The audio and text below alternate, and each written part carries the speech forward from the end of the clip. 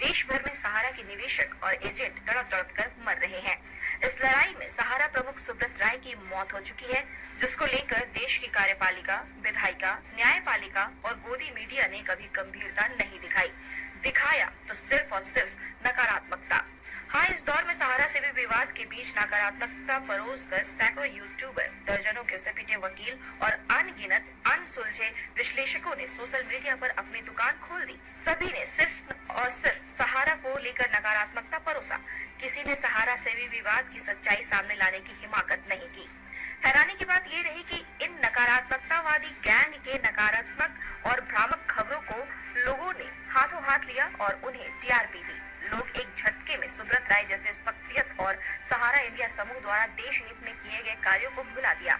इसमें सहारा से जुड़े कुछ एजेंटों की भी बड़ी भूमिका रही। इस पूरे प्रकरण में देश के जिम्मेदार मौन रहे और अंततः सुब्रत राय सिस्टम के आगे हार गए और खामोशी से दुनिया से रुखसत हो गए। किसी ने कार्यपालिका, विधायिका, न्यायपालिका से यह पूछने की हिम्मत नहीं जुटाई कि सहारा प्रमुख की गलती क्या थी। क्या गलती थी सहारा से जुड़े 12 लाख एजेंटों, कर्मचारियों और 10 करोड़ निवेशकों की। गोदी मीडिया तब भी चुप रही जब शीर्ष अदालत ने यह माना कि सहारा सेवी खाते में सहारा ने तमाम प्रतिबंधों को झेलते हुए 25,000 करोड़ जमा करा दिए और केंद्रीय सहकारिता मंत्री अमित शाह ने बड़े तामझाम से सहारा सीआरसी पोर्टल लॉन्च कर निवेशकों को पोर्टल के जरिए भुगतान करने का भरोसा दिलाया। गोदी मीडिया एक बार सिस्टम से पूछती कि जब सहारा ने 25,000 करोड़ सहारा सेवी खाते में जमा करा दिए हैं तो समूह का प्रतिबंध क्यों? समूह ने जब पैसे जमा करा दिए तो पेचीदगियों भरे पोर्टल के जरिए भुगतान क्यों?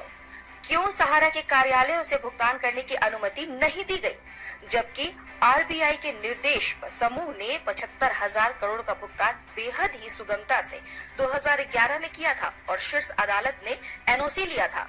मगर इस दौर में गोदी मीडिया खामोश रही। देश के बड़े बड़े पत्रकार इस दौर में चुप रहे। मोदी सत्ता को कटघरे में खड़ा करने वाले दिग्गज पत्रकारों में शुमार पुणेश प्रसून वाजपेयी, रवीश कुमार, अविशार शर्मा, अजित अंजुम, दीपक शर्मा सरीखे पत्रकार चुप रहे।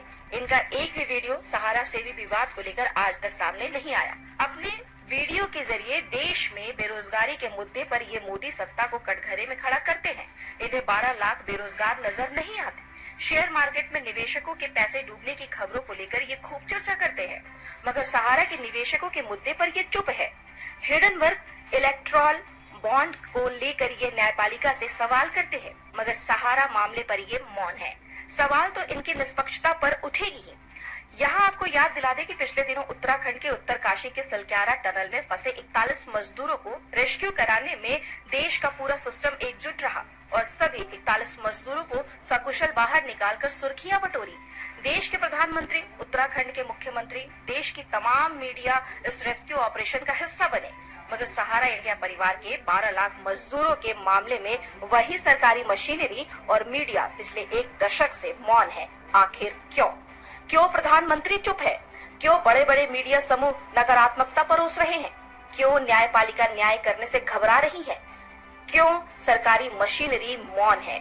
भले चुनाव दर चुनाव प्रधानमंत्री नरेंद्र मोदी का रुतबा बढ़ता जा रहा है, भले सदन के भीतर और चुनावी रैलियों में प्रधानमंत्री सीना ठोक कर कहते हो कि मोदी है तो गारंटी है, मगर सहारा के निवेशक और एजेंट इसे अपने गाल पर तमाचा मानने लगे हैं। ये अलग बात है कि सहारा की बर्बादी की पटकथा तत्कालीन यूपीए सरकार ने लिखी थी, मगर अच्छे दिन की आस में सहारा ने अपना बसा बसाया साम्राज्य तबाह कर दिया और चौकीदार चुप रहा। इसकी टीम सहारा से जुड़े निवेशकों और एजेंटों को है। अब देखना यह दिलचस्प होगा कि सहारा के निवेशक और एजेंट इसका बदला किस रूप में और कब लेते हैं। वैसे 2024 का लोकसभा चुनाव आने वाला है। मोदी सरकार तीसरी बार सत्ता पर काबिज होने को लेकर रणनीति बनाने में जुटी है। यही वक्त है सहारा के 10 करोड़ निवेशकों और 12 लाख एजेंटों के लिए कि वे अपनी ताकत का एहसास देश के प्रधान सेवक को करा सके। आपको हमारी ये रिपोर्ट कैसी लगी? अपनी प्रतिक्रिया